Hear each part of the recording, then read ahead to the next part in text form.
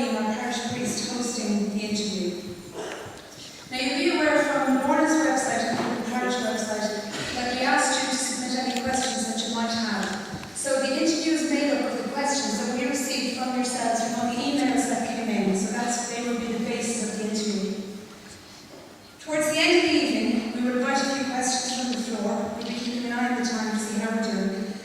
And we would ask that you keep the questions brief. Please do not make them too specific, because we needed that the answers would benefit a number of people. So if we're all asking very specific questions, we don't all gain from it, so as best you can. On the way into the church, we will have received the prayer card that Lorna signed for us, and we'll end the evening by reciting the prayer at the end of the interview. And after the interview, Lorna will come to the front and give a blessing to anybody in the front who is not able to come over to the side. And at that point, we will move over to the side where Lorna will stay to meet people afterwards. So, some of the housekeeping things just before we start. The toilets are back out of the church, and if you go around to this side here, the toilets are there. I'm going to ask you to dig into your handbags and check your mobile phones. Even if you think you've turned them off, I'm just going to ask you to dig into your handbags and just check I put yours aside. that they're all turned off. You can switch. Check the switch. Check the switch. Sign how you take it out of the house. And given the number of people that we have in the church, just point out the fire exits. The doors will be closed over, they're not locked. Fire exits, there's an exit at the back of the church, on the two sides, and behind me on both sides here, we have exits out of the church. So I'd like to thank Father Liam for inviting Lorna to talk to us and for sharing all of her experiences with us. And I now hand you over to Father Liam to start the evening.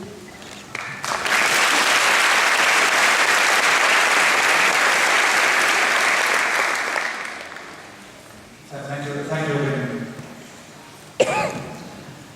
Lorna, you're very, very welcome to our church here of St. Mary's in Maynooth.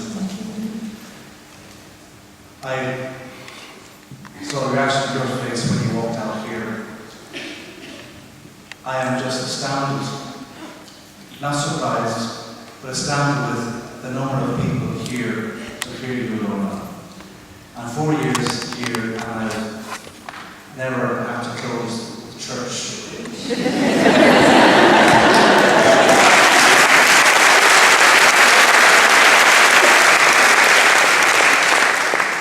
And I think that's an indication of how many people want to hear you, how many people whose hearts, whose lives have you touched, primarily by your books and also your website, and also being there with people. I want to say a very warm welcome to Jean as well, your agent. Where is Jean? Welcome, Jean.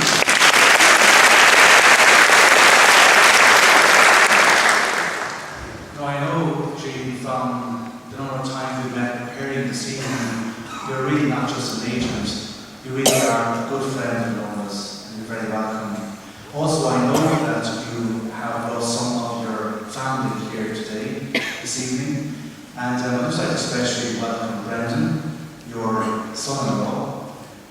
I had the pleasure of baptizing his firstborn son, Billy Bob, in this church a few weeks ago.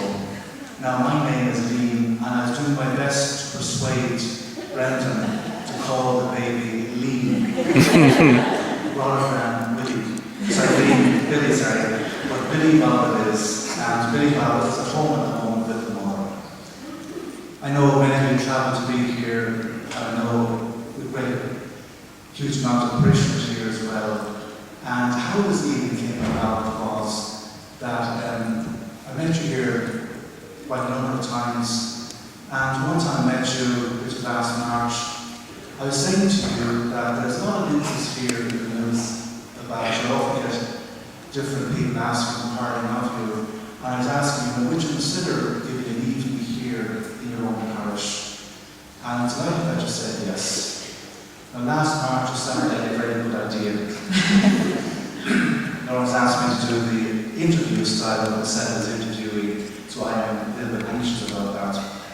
But I have to tell you, I have learned so much about angels in the last couple of weeks. And I even believed it and prayed for my own guardian angel to let me go to sleep last night. I was back awake. So you're very, very welcome on that. And before you were able to talk, you could see angels. Now at that time, you did not understand that you were seeing anything different to other people. And while growing up, this caused you many difficulties. You start off the first book by saying, because of this gift that you, many people regarded you as retarded. I know you had many difficulties, and many ways you were treated differently, and you were isolated. What I'd like to know now is, do you now see this as a gift? And if you do, how do you feel now about having this gift? That's a huge question, but it's a lovely question. I see it as a gift, and I don't know why God chose me, and say not you or someone else here. I really don't know. Anytime I have asked, I'm just been told, why not you? I see angels physically, as I'm seeing all of you, as I am a horse, as I see all of you here tonight. I see the guardian angel behind you, but I see lots of other angels as well, because this is a place, this is a holy place, and the angels of prayer are here as well, and they're always here. It's a hard question to answer, because I know nothing else. I've always seen the angels, and as a small child, as an infant, I thought everyone else saw them, but you have to remember I was a child at the time. And it's just natural and normal to me. It's like you look down at the audience, you see all the people there. So it looks normal.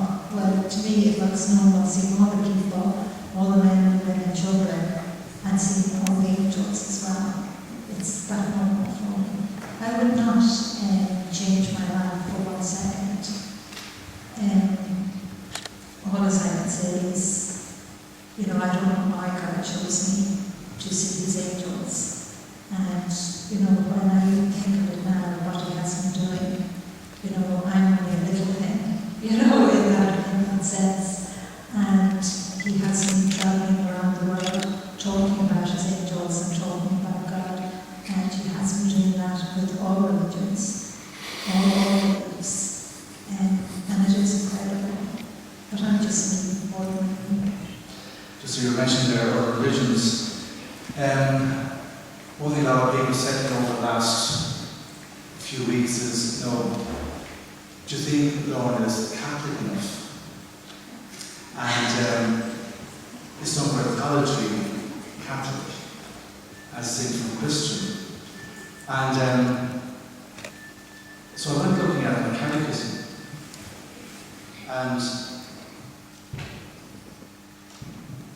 I was amazed with what I read here, because the catechism tells us that the existence of angels is a truth of faith, and the existence of a spiritual, non-corporeal beings, as sacred scripture usually calls angels, is a truth of faith. And it goes on to tell us that as purely spiritual creatures, angels have intelligence and will. They are personal and immortal creatures, surpassing in perfection all visible creatures, as the splendor of their glory bears witness. I won't read out the catechism, there's a few pages here. We came to get Lorna on the catechism. But it goes on to talk about how Christ is at the centre of the angelic world, and they are His angels. And it goes on to talk about the various different times that the angels appear from creation right through the Old Testament. See how it ends there by talking about how the angel Gabriel himself announced the birth of John the Baptist and of Jesus himself. Again, talks about the number of times that the angels appear in the life of Jesus Christ himself. And it also talks about how the whole life of the church benefits from the mysterious and powerful help of angels. It talks about how every time we come to Mass, we pray for the angels. We cannot go to Mass without talking about angels. And particularly there, talk about guardian angels. And when I was reading this, it resonates so much with what I was reading in your books. From infancy to death, human life is surrounded by the watchful care and intercession of our guardian angels. Beside each believer stands an angel as protector and shepherd, leading him to life. Our catechism asks us to pray for intercession. How do we ask our angels? How do we look for signs from them? How do we communicate with them? Well, the first thing I would say to everybody, if you don't believe, kind of throw that in the bin, in that sense, and just say to yourself, what have I got to lose? And just simply ask. That is all. That's all you have to do. And I know the angels will give you a sign, and they'll probably give it to you 100 times over, or 1,000,000 times over, until eventually you actually recognise it. Angels are real, and that's what you have to remember. And your guardian angel came with you know, from heaven to be conceived. And your guardian angel just never leaves you for 1 second, so you're never alone. But the most important thing, I suppose, is your guardian angel is the gatekeeper of your soul. Each and every one of you have a soul. And as I go out in the world, I see so many people of different nationalities and different religions. And I see them too with the guardian angel. And that's what we have to remember. Every single human being, no matter what the beliefs are, whether they're good or bad, we're all God's children, and He's calling us to take us home. But I tell not yet, if you know what I mean. We're not that much of a hurry. But we are in a hurry to grow more spiritual, to start to realise that you're not just human, you're not just flesh and blood, you're a spiritual being as well. And the most important thing to remember is that each and every one of you have a soul. But your soul is that little speck of light of God. And that is one reason why your guardian angel never leaves you for 1 second, and why God's angels love to be around us. Because that speck of light is the light of God. And so when your guardian angel and other angels are around you, they are actually in the presence of God. I'm so amazed that people don't realise what a beautiful soul you have. You don't just die and rot away the ground. That's only your human body. You actually live. None of you are going to die. You're all going to meet a maker. You know, and I have to smile at that because it's actually a wonderful thing to know that, and to know that all your loved ones are in heaven. Lots of people would ask me about,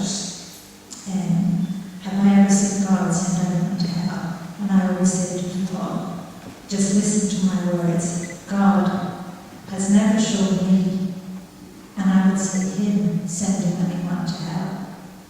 But that's not saying He doesn't exist, because I know I call the other side Satan. I'm afraid He does exist because God introduced Him to me. But the most important thing is God's angels never ask you to do anything wrong. And that's what you have to remember. Every time you do something that's dishonest or mean or spiteful, and no matter how tiny it is, or even if you steal something, God's angels haven't asked you to do that. Your guardian angel hasn't asked you. But it is God's angels that give you that little guilty feeling that loads of us push aside. But that's the human side of us. You know, we're all human, and none of us are perfect. And I say that to the guardian angels all the time. I say, listen, God, I'm not perfect. He didn't make me perfect at all. You know, but He loves us unconditionally. You use a phrase there which you use on many of your videos on YouTube, on Kairos, Channel 4, in your books, where you talk about your guardian being the gatekeeper of your soul. Yes. But nowhere do you explain what that means. What do you mean by that? And how can I? Your guardian angel stands guard over your soul. Your human body is your human body, it's flesh and blood. But your guardian angel is the protector of your soul, to do everything possible to protect your soul and to bring your soul back to heaven. when your human body dies. That is the most important thing for your guardian angel, is to bring, you are a child.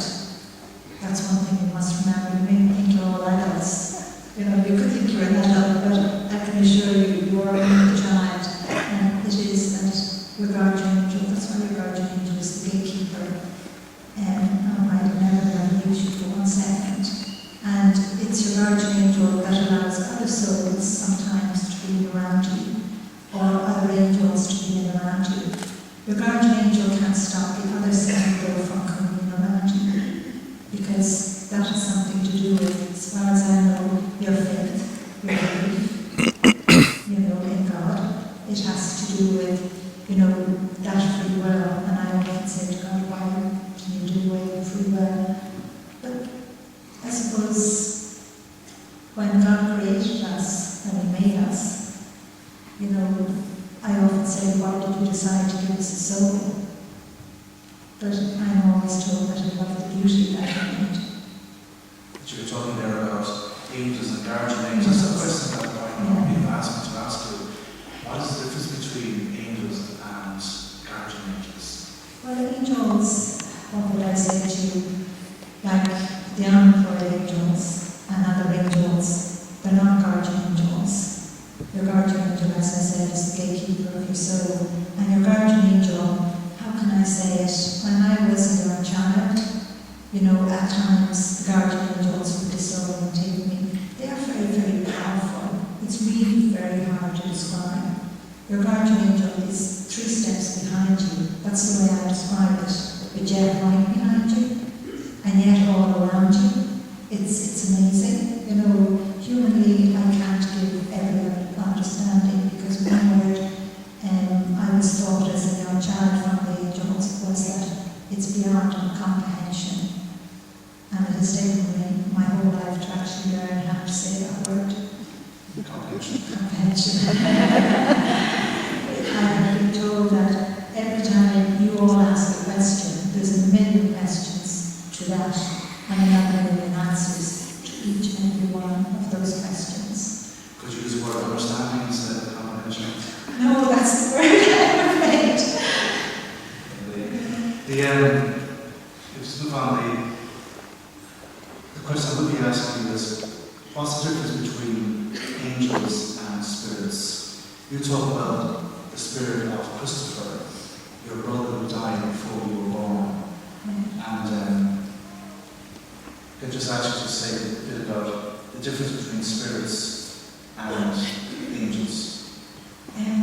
That's actually a bit complicated, and it's because humanly people use the word spirit and soul. The difference between an angel and, let's say, the spirit or the soul is that an angel is a creature that God has created. They don't have a soul. They are very, very beautiful. They are connected to God.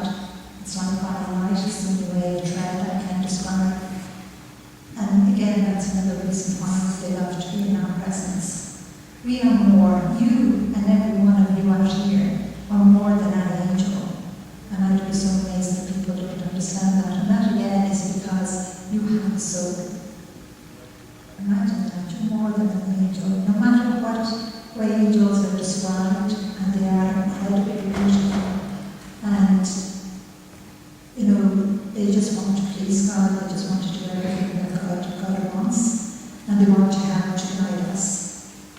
And the only reason I can give a description at times of an angel is because of the human appearance they give within themselves. But I call my little brother a spirit, but it was a soul. It's just that people get mixed up, and I'm trying to, God said, try and blend both in together. So the spirit is the soul, and the spirit of the loved ones around you that you may have lost, or for some reason you're not listening to God, or you're not listening to your guardian angel, and sometimes your guardian angel is asked to allow the soul or the spirit of the loved one around you. You yourself can feel the presence of the spirit, the soul of the loved one, more than you can feel an angel. Because you have to remember, we lived once in the kingdom of in that way. I hope I'm explaining it as simple as possible. Yeah, I think we'll move on to those we know and loved who died. I was going to ask you a question. This is one of my questions. A few months after my mother died, Lord rest her, I was visiting my sister's home. This was quite a number of years ago. And my sister said to me that Orla has a question for you. Okay. Orla was about 8 years of age. And I sat down to hear the question. And she said, Liam, can I sight my guardian angel? Now, I was a bit taken aback by the question because I was wondering what on earth a guardian angel could do to an 8-year-old girl that would want to be sat. So I asked her, Orla, why do you want to sat with a guardian angel? And the answer she gave me was, well, Grandma is in heaven. I prefer to have Grandma as my guardian angel. What answer would you give her? Could she suck a guardian angel? No,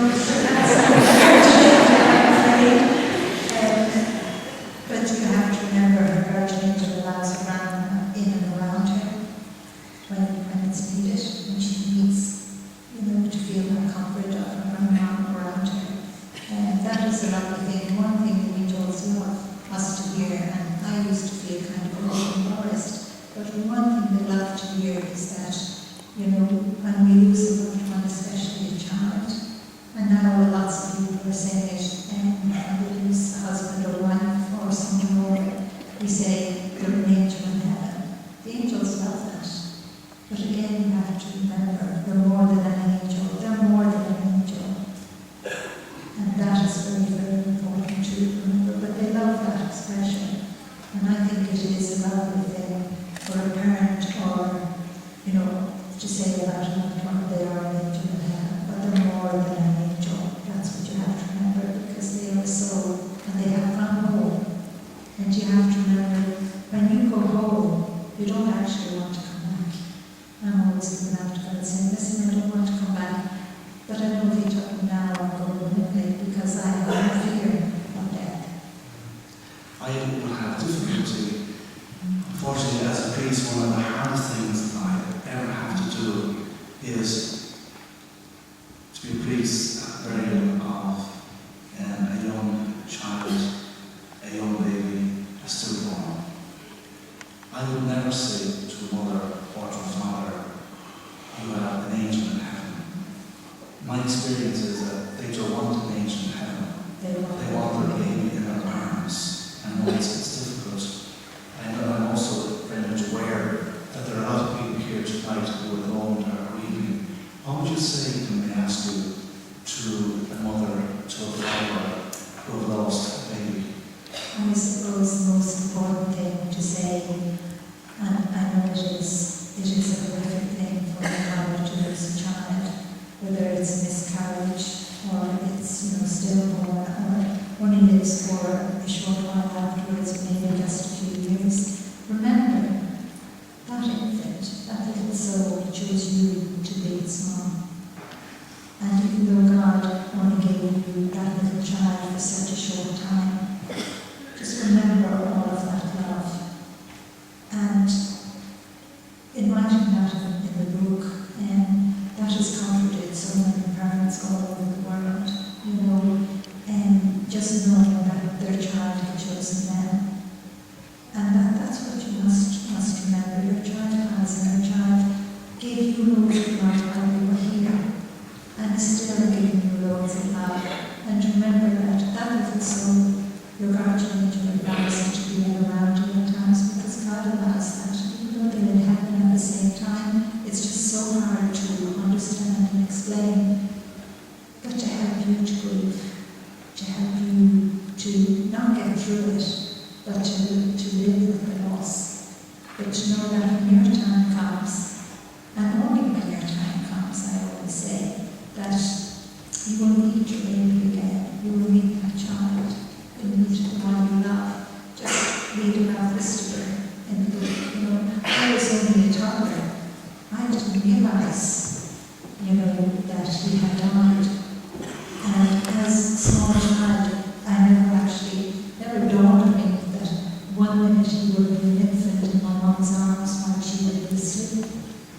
the souls of little babies do that with their moms and their dads.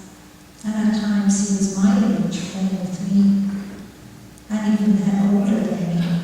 You know, it was only when God and the angels allowed us to touch that I realised and was told that he was a soul. It's a lovely scene there where when your hands touch, you also have a mercy and joy. The question asked, I think it's a good time to ask now, again on Christopher. A quotation now. It's where Christopher stayed with your mother until your mother was ready to let him go. Yes. So just explain about that. That was the time I got the understanding, and Christopher had told me he loved about the age 12, which was when the cat kittens.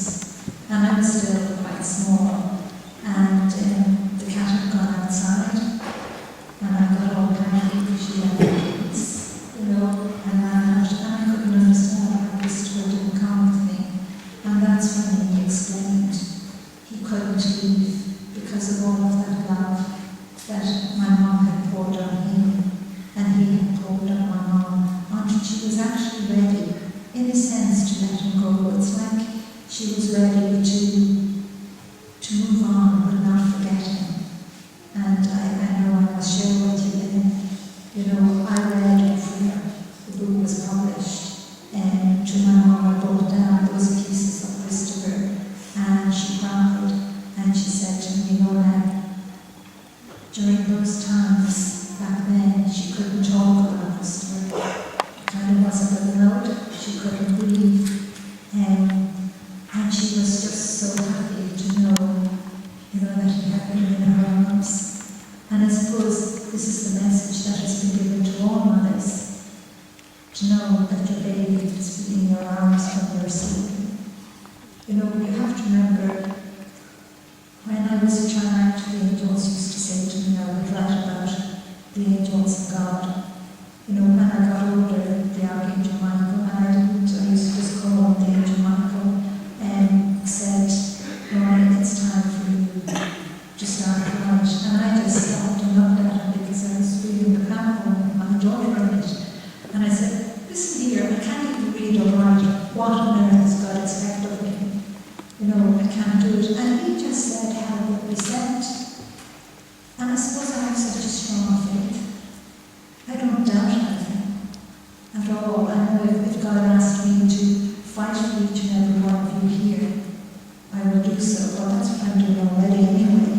You know, some priests would say to me, and not just priests, but those of other religions as well, I don't know their names. I don't know what you call them. Sometimes rabbis or ministers or whatever. And they always say, how come you have such faith? But I know God is real. I know you have a soul, everyone has a soul. And I see God's angels physically. It's back to Christopher. I'm always doing it without changes it. Say that Christopher didn't go until your mother was ready to let him go. Now, both my parents died in 1998. I still feel their presence around me every day. Now, I must say, for me, that's a great comfort. That's a great help to me.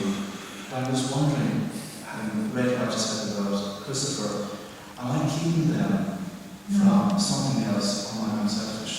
No, you're not keeping them from heaven at all. You're not keeping them from God, and you're not being selfish at all. God knows that you need them. I'm just reading two questions for you here. Again on the agreement. Again, though, I'm very conscious that there are a lot of people here in this church who are grieving over the death of a loved one. I just want to quite a number of questions on bereavement. Lorna wrote about the Dublin bombings on the 17th of May 1974 in her first book. I was wondering if she'd tell me something about that day, if she doesn't find it too upsetting. My sister was killed on that day, and I would please hear your thoughts on that day. That person's in the church tonight. I was wondering, would you, if you're okay, just saying that? I'm okay, but I found it very moving. Even now, it upsets my soul. So, in that way, I don't understand why, in what sense God does these things with me. All that I can say about your sister is that my soul was out on the streets that day, and it was literally horrific. It was like a war zone. And I was touching people. I was holding people in my arms, and I was watching the angels taking the souls of your loved ones, to heaven. Just remember, she went straight to heaven. Your loved one did. It was a great time, and even afterwards, all that I can say is so hard to explain. I've tried in the book. It just rips my soul apart. I suppose my soul is ripped apart, and I'm trying to hold myself together. Humanly, it's ripped apart every day because of what happens every day in this world. You have a sense of foreboding about those bombings, because in the book you spoke about the greenness, and there was a clearly, it's my language, something wrong with the angels, but there's a greenness that was there. The angels all but prayed, but God was doing that because something was going to happen that should really not have happened. War should never happen. We shouldn't kill each other. I know if each and every one of you could see angels like I do, and people souls, there would be no war. We wouldn't be killing each other. There'd be no disturbing. That would be just so different. And I don't give out to God and say, why can't it be now? But I know we have to evolve spiritually, the body and soul together. We have to intertwine. And I wish you'd all have me up. Just the other question on this, again, persons here this evening. I lost 4 babies and 2 sets of twins. My question is, were the angels with them all through the brief time on earth? And are they still with them? And will we see each other when we die? Yes, I would say yes to all of those questions. The infants, they came with the guardian angel. You come with your guardian angel at conception. And if it was miscarriage or a stillbirth or just died, the guardian angel went back to heaven with them, took the little soul. And that's what we need to remember. And their guardian angel is with them. But you have to remember your soul. And the most wonderful thing is, in heaven you don't need your guardian angel every second. But they'll be well looked after. You have to remember that. And remember, those little babies chose you again.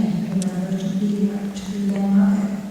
And to think that is, imagine, just think of it, a soul in heaven is choosing to come. God is sending it, even if it only stays for a moment. That is wonderful. Just move on from there to talk about, I know that so many people who are vulnerable, who are sick, who are suffering, who are struggling through difficult times, and they found from your books, for me, and for so many people, there's great hope. For me, the one thing running through the books is hope. Particularly in dark times, there's hope there. And I also know, say from your own experience of your husband, Joe, that, what advice would you give to those people? Particularly people who are struggling with sickness. Again, you knew what was going to happen there with them. How do you carry the message in your heart? And the question I would be asking is, when did you tell them? What did I tell them? And after that, Jean told me to ask them one question. The first question is, what advice would you give to people from your experience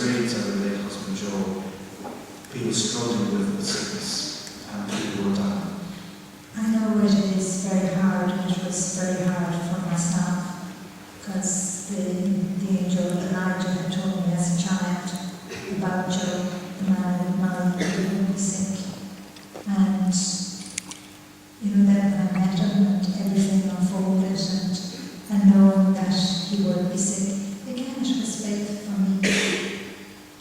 You know, I trust God, I believe God, I don't doubt. And I suppose the thing you have to remember, if your loved one is sick, you know, sometimes having children, or even a teenager, you know, and sometimes even an adult that have been so sick and they know they're going to die, they know God is not going to grant a miracle for them. They do have great faith as well, a lot of the time.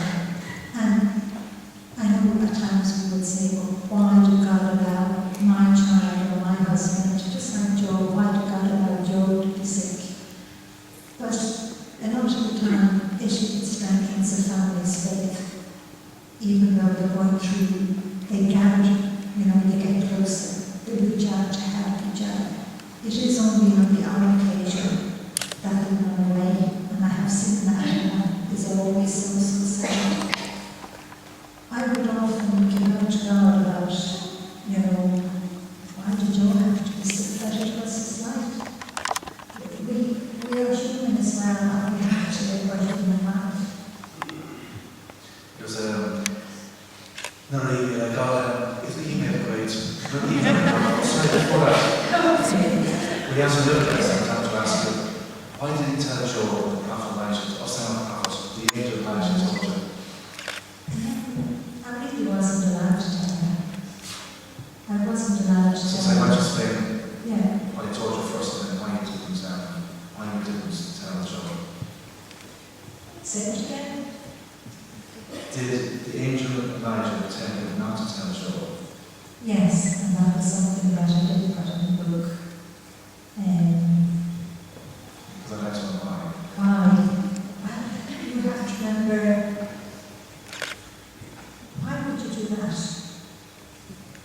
Why would I look down here at any of you and if an angel, or even if God had said to me, this person is going to die, you know, why would I go down and say, you're going to die, you're going to get ill? You have to live your life. That stops someone living their life. If I had said that to Job, you can imagine it would have shattered him. He would have said, well, what's the point? He would have come depressed. You know, he wouldn't have done all the things he did do, all the things he enjoyed. So you don't tell anyone. You don't do that. Because you're stuck in your life. It's a difficult question. I know it's probably a lot of people encounter, they know that their husband or their wife or their partner I would say, got cancer, and do you tell them, do you not tell them? I know it's a difficult question. it is hard, but an adult usually knows. Nearly everybody knows when their time is getting close. You know, it is just like children. You know, I have written about children in the book as well, and I always find it. They become so spiritual, and they all come from heaven as well. And they will be telling their parents that their guardian angel is saying they will go to heaven soon, but it's hard for the adult to listen. It is a very, very hard thing, but I wouldn't tell anyone that they're going to heaven. If God shows me that someone is ill, I very discreetly tell them, well, now I'm telling you, you know, but if it's really serious, you know, and sometimes if it's only minor, you know, I would say to you, when did you last have your last medical? You know, when you should go, because sometimes God would allow you to see something within someone, and I don't know why He does it, but that doesn't mean that they're going to get that disease or, you know, or that sickness, you know, right now. It could be in 20 years' time.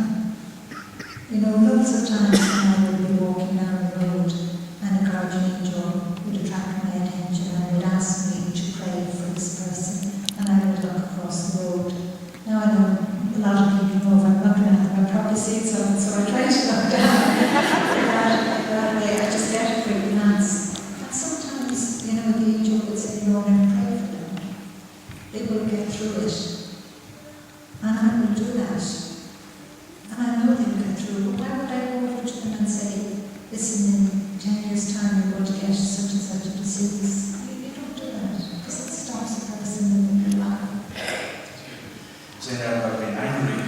God, I suppose a lot of us are probably angry with God. There's another question, I was asked to let you know that this person was very angry with God because of not just the fact that her husband died, but the way he died. She doesn't say how much he died.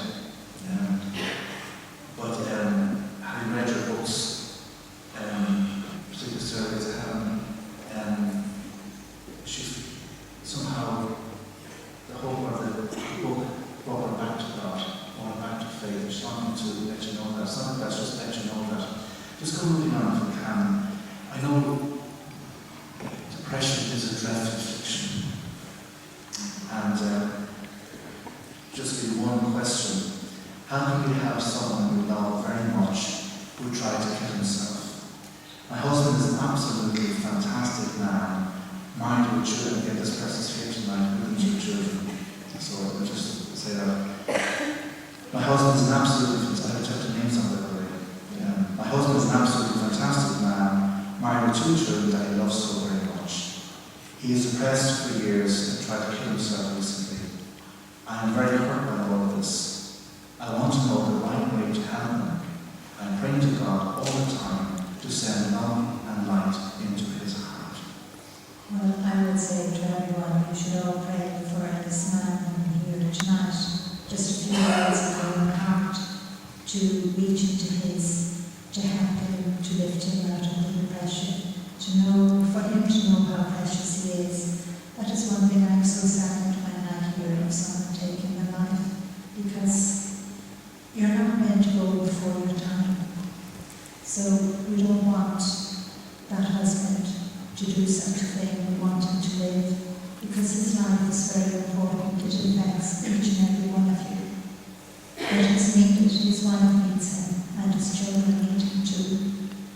And I will pray, and it's a pity he's not here tonight, because I have met many people, all ages, I have to say, who tried to commit suicide, who were thinking of it. And I hate saying it, but in reading books, they found the hope to live. And they say now they will never do it, because they know how important they are as well to everyone. So I'd ask, it's a pity he's not here. I know she is. Yeah, I know she is. I'm not sure what he is with us. She might reach out to us. So I know that it's Never give up. I don't give up on anyone. So no one should ever give up on anyone at all, whether they're good or bad or very depressed or terminally ill. When I was in London, I think it was last week, I got lost in time, a mother had this little 3-year-old child who is critically ill. He will be standing there now. And the doctors had told the mother that the time was short. And I blessed him and prayed over him and asked for healing for him. And one thing the angels told me to say to the mother is, don't give up. So I know there is a chance that God can grant life for the child, but the mother mustn't give up.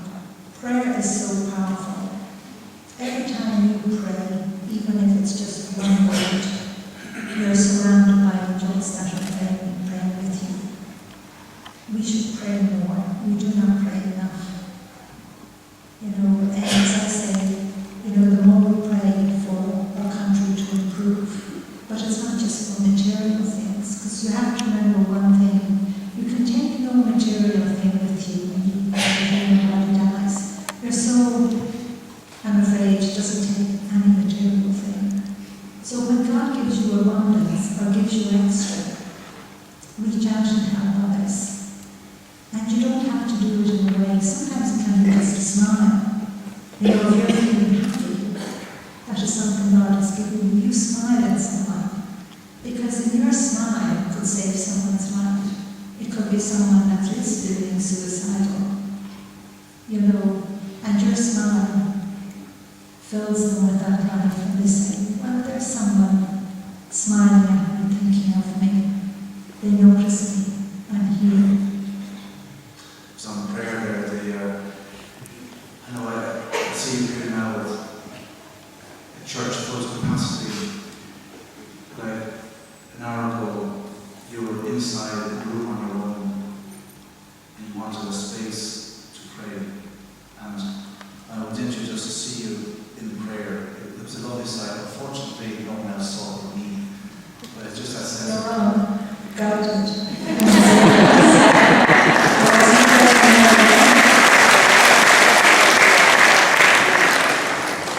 and you're not sure what about your angels. I also know that in one of the videos, I don't know where it was, one of my favourite walks around here is down by Carton.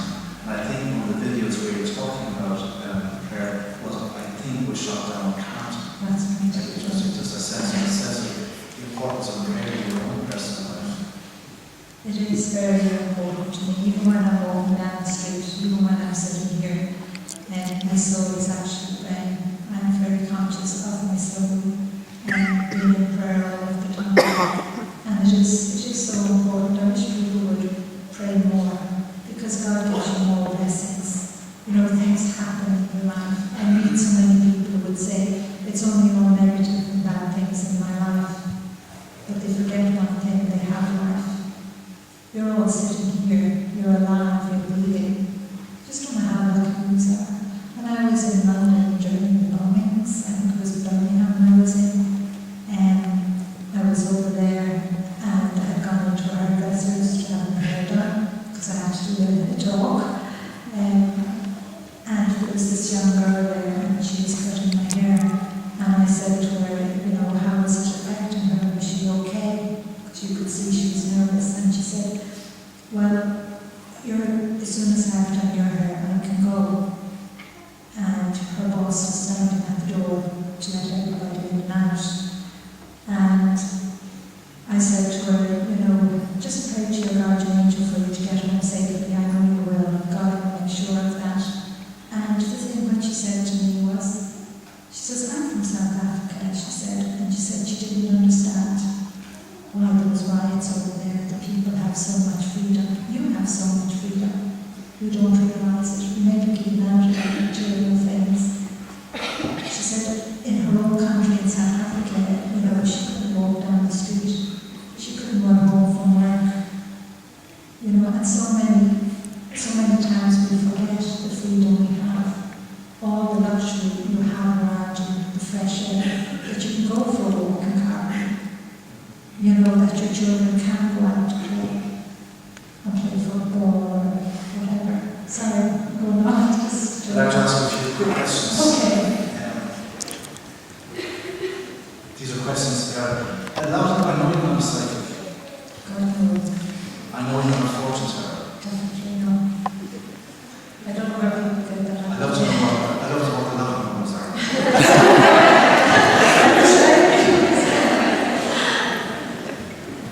I was asking Jean, the agent there about lottery numbers. It's like, I won't Well, if God will give them to me now, I have a big chance that I'll give them to it. I know you're not a mystic maid. It's been we had a lot of the questions, a lot of the emails we got relate to personal relationships. So should I marry the boy I'm out with for whatever many years? Questions on future careers. One person is here with his daughter. I'd like to know how everything worked out for me in the next couple of months. I'm on disability benefits, and I look for those actually. Will we stay in our present house, or is it moved to our dream house in the future? Quite a number of those type of questions. I just kind of just flavor some of them. When people come to you with those type of questions, and obviously you can't see into the future, what do you say to them? Well, I suppose one thing I would say is, you know, you've got to make the choice God has given you. What do you feel is right for you? What do you feel your guardian angel is telling you? But very few people ask those questions. You know, and yet I know they are the ordinary everyday question as well. But I suppose, you know, again, people have said they have been given back so much over their lives and they've changed completely. They've got no faith. And to me, it is faith. I don't question where I'm living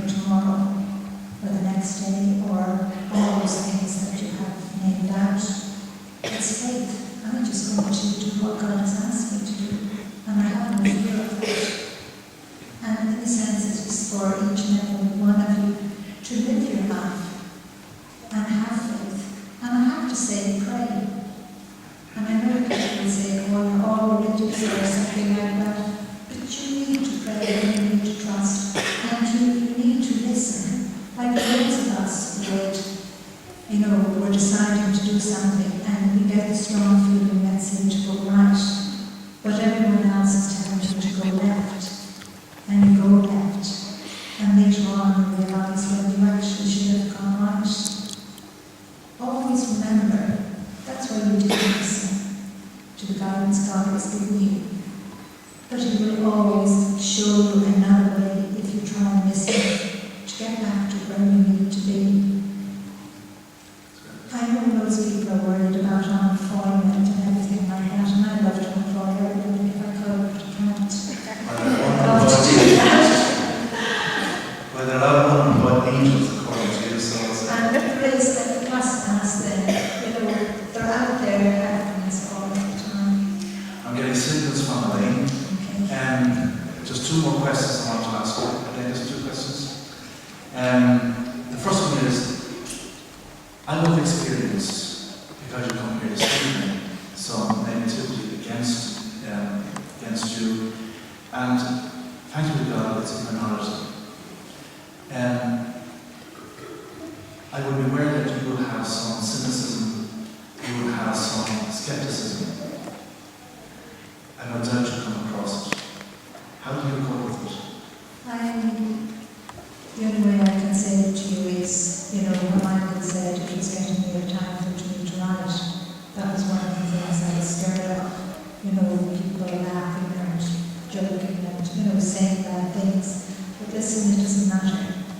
Because I know God's real, I know He's there, and I know angels are real, because I see them physically. I know heaven exists, it's a word we use. And it doesn't matter. When I had written the first book and it was actually finished and published, I used to say and pray to God, if the book helps one person in the world, that's great, and I got my job over.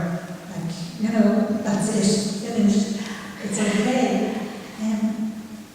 But God is working so many miracles all around the world. It is helping people all around the world. It's bringing them back hope. It's changing their lives. And that's what it's all about. They even heard from a 17-year-old in another country in England. And we would say his name was Jamie. And he said to me, that he was in school, but he'd been expelled from school. He'd been up in the courts. He'd been in, I forget, some kind of institution as well, for children breaking the law and doing things. He was 17 now, and the police there, are saying, we just wait till the time we can get you and put into an adult jail, in that way. And he said, my parents and everyone around me think I'm a waste of space. But someone, I don't know who, he said, gave him the book Angels in My Hair. And he read every bit of it. And in his letter he said, now I know I have a guardian angel. I know I'm not alone. And I know I'm not a waste of space. But please pray and ask God and my guardian angel to help me. So even if you have an enemy or something over in England that has been the utmost terror, reach out and help them. Because you have to remember, you don't know if, someone who's been so bad like that young man is not going to change. And the other lovely thing was, he said, I got the money together and went out and bought stairways to heaven. I'm trying to change my life. I don't want to be a waste of space. And he got back his faith. I hold the last question because I'm anxious to have an opportunity for, if there are one or two questions from people here, can I just emphasize We are not looking for any personal testimonies, please. It's just simply questions. And please keep your questions brief. Thanks. And Melanie and Elaine have roving microphones, so you might just put your hand up and we'll try and take 3 or 4 questions. Can I just ask maybe we could open the back door so it's okay on this, but not, is everybody muted? Yeah. So maybe we can start at the back, just open the doors. Just one of the things that I was asked to mention before we ask the questions is just try and make our questions, they're not too specific, so that we can all benefit from the answers that we're receiving. So rather than just asking specific questions, a little bit more general for us all to benefit from the answers. So, Michelle is on this side of the house, and that is on that side. We've got a lady there, and there's a hand up first, and then Michelle will go to the lady there. And something like this, then Lucy. We got a hand up on this side. Just stand there. And then right back in the green.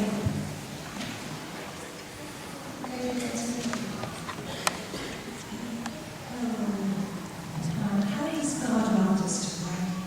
And what way? When God wants you to pray, is really to pray with, all the love that's inside of you. Be conscious that you are praying to God. And sometimes it can be just a simple word. You can be in so much stress or disappointment that you cry out even the word Jesus, or you cry out the word God, or you cry out please help me. But when you do that and you cry, you do it with every being of your body. It is more of a prayer than one that's not alone in that way. And every time you pray, there is hundreds or millions, also in the way I describe it, the angels of prayer that are with you at the same time. And that is a beautiful thing to see. I won't go into it now.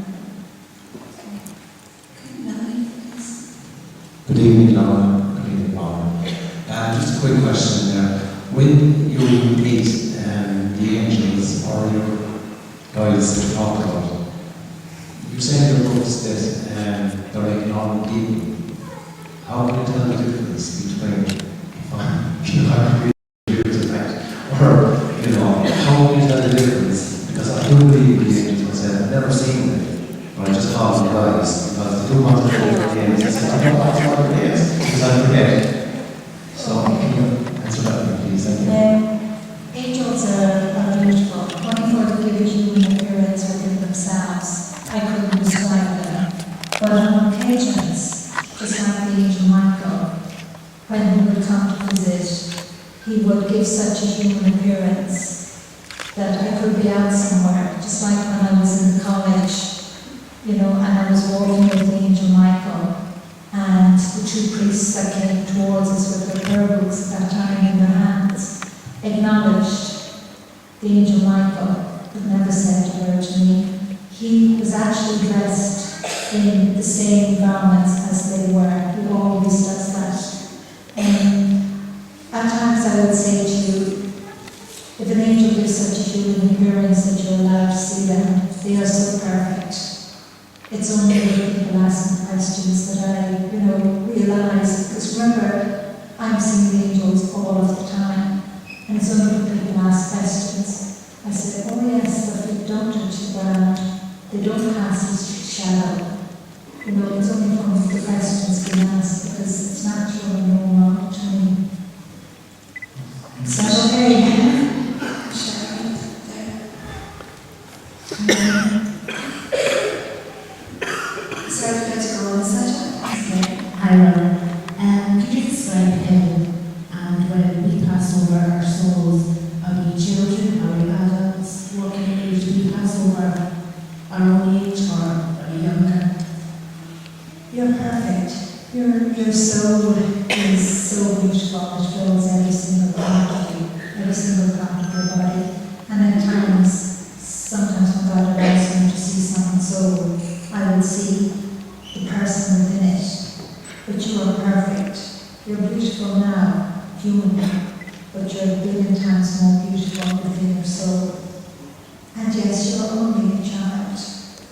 And you have to remember your soul is that speck of light of God. And I know I never described where or part of God that comes from. But I'm not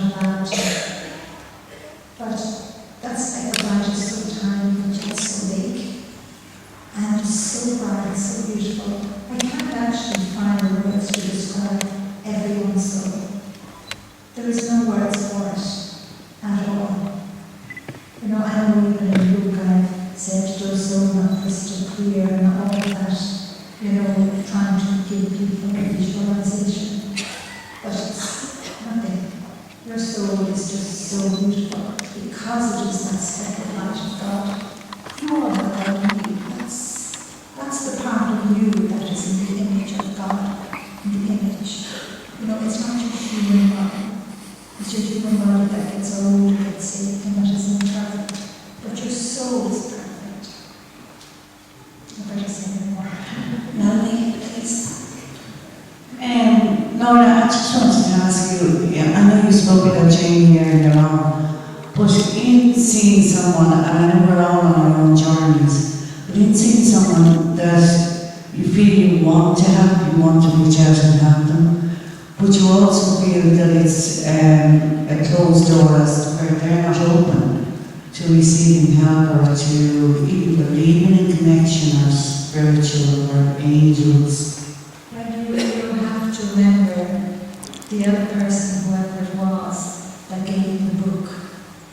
You know, and that is enough.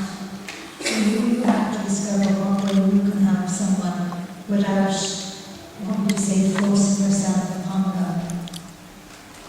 That's the only way I'm able to explain to you. But we all have to reach out. I'm constantly reaching out and helping people all of the time.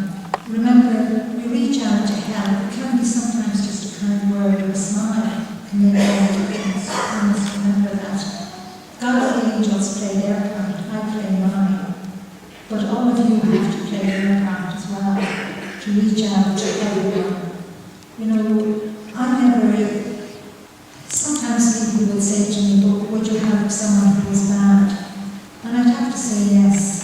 If we were all, let's say, at a cliff top, and you know, and everybody was saved, and there was one last person who you all thought should never be saved, I'm afraid I'd have to reach out and help them, because God loves them as well. So you have to reach out and help everybody. That's probably not answering your question, because it's actually a big question. I've just been told 2 more questions, and then we've got 4 hands up. And there's a girl over here who's next, and there's a lady here. And we'll just see how we do. The last 2 hands that I saw were over. We're all very shy, I have to say. Yeah, I thought we loads of hands were saying, come on, you should have asked me some questions. Well, we'll just take 2 that we have, and then we'll see how we're doing time. Michelle. Just wondering, what advice would you have for someone who feels like they're reaching out the whole time, but isn't getting any help? Or feel like maybe are they missing signs, or That they are reaching out themselves. they're after their angel, they feel like they're not getting help. Well, maybe they are asking their angel, but you have to have faith as well. And you have to recognize people when they come along and say something to you, or reach out and help them, and not turn them away. It's like the old story, you know, the one you hear of a man on a rooftop, and 3 boats come along in a helicopter to rescue him. And he's all the time asking God, you know, to rescue me. And when he gets to heaven, God says to him, "But I did. I sent 3 boats in a helicopter and you wouldn't take it." So take any help you're sent. Don't be doubting. Okay? We can just take 1 more, and that lady has been waiting as well. What I would say to you is that Lorna's going to be here afterwards, and she will stay to meet people, but just that we've just got time for 1 other question. I got it for a little more like her. How come so many more women are here, and is that generally where they're way more women, or is it more women believe in angels than men? I don't know, but abroad there would be nearly half the amount of men as women. Ireland men seem to be slower in Ireland.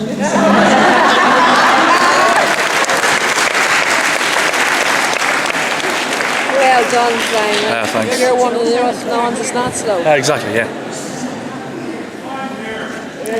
And so am I. I'm just going to ask one thing before I say all the thank yous and finishing up. I'm just going to read together the prayer that Ronnie signed for us at the start. So we're going to together the prayer that Father Liam leads.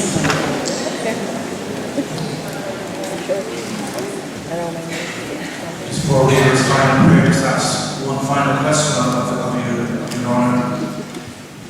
Have you any personal message for us all here this evening? Well, I suppose maybe one of the most personal messages for you all is just to have faith and just to tell you that this is the guardian angel of each and every one of you, and this room, this church is packed with angels, even sitting beside you and right behind you. They are everywhere, and I have to thank the two angels that have been on the altar here right behind us. I'm asking them, should I say what they showed me? And I suppose I have to ask a question. Are you all Catholic here? Yes. Okay, because I didn't want to offend anyone. The two beautiful angels that are standing each side here of the altar, about 3 steps back. How can I explain this? I'm asking them. But at times, they have actually held up the host. Even though there's nothing in the tabernacle there, they've held up the host, and that's a very important thing to remember. Anytime you come into a church, if there is no host in the tabernacle or on the altar, remember, the angels have the host on the altar. You just don't see it, but it's there. And that's one message I'm just sharing with you to bring home in your hearts. And just have faith. Know you have a guardian angel that never leaves you for 1 second. And it's the gatekeeper of your soul. And you are your number one. You are the most important thing. And to your guardian angel, you are perfect. You are beautiful, no matter what you do or what you're not. Okay? As before we say thanks to Lorna, might just for maybe 1 minute of silence, just into the spirit of prayer, in the spirit of reflection, we might just be aware of the presence of the Lord with us here this evening, be aware of the presence of each other, be aware of those that we love, our family and friends who are not here this evening, to be aware of the presence of the angels, to be aware of the presence, just feel the love of Jesus Christ in our hearts. Might just for a minute's silence, just be aware of that. Then we pray together the prayer of the healing angels.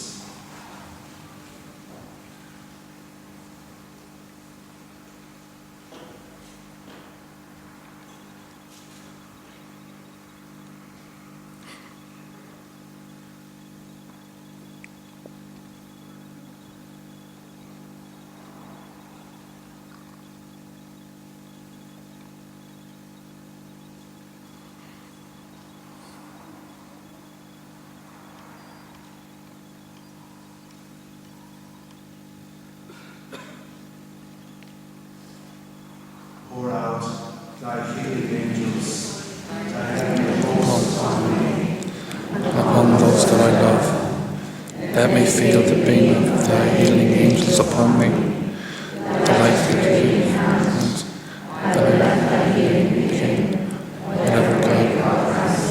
Amen. I just say to Lorna, for me, I know how many people are to be in the position of sitting down here for you and asking you questions.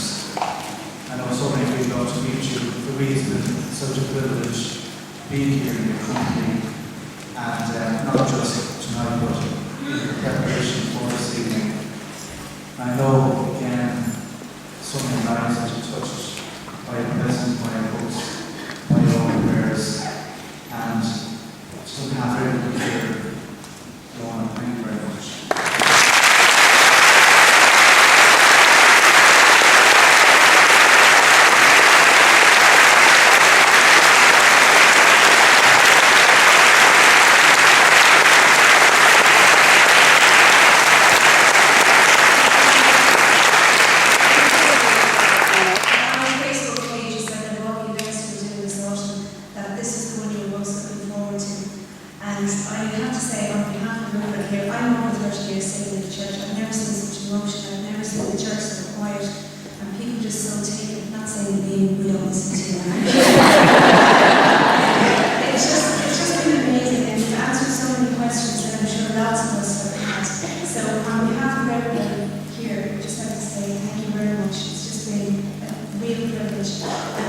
wish you a safe journey as you continue the rest of your travels.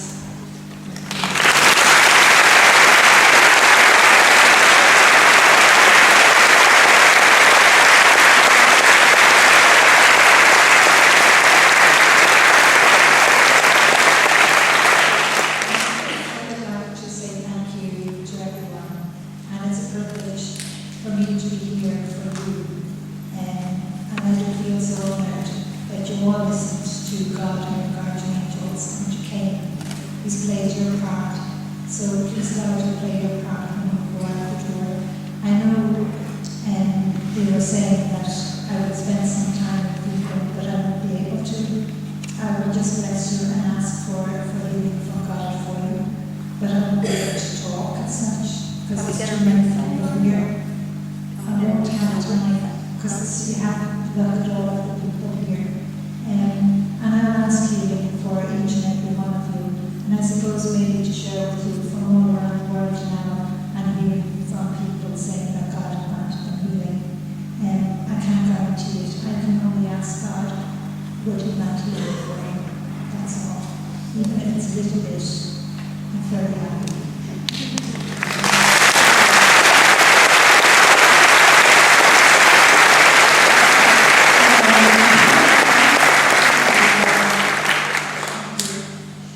Just say that everyone here, I'm very impressed.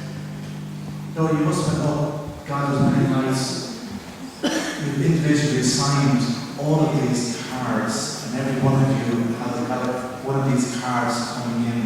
So I hope that suffices rather than having your book signed. That's okay. So you do have your signature here. Lorna, it's lovely you mentioned to have with your individually signed card.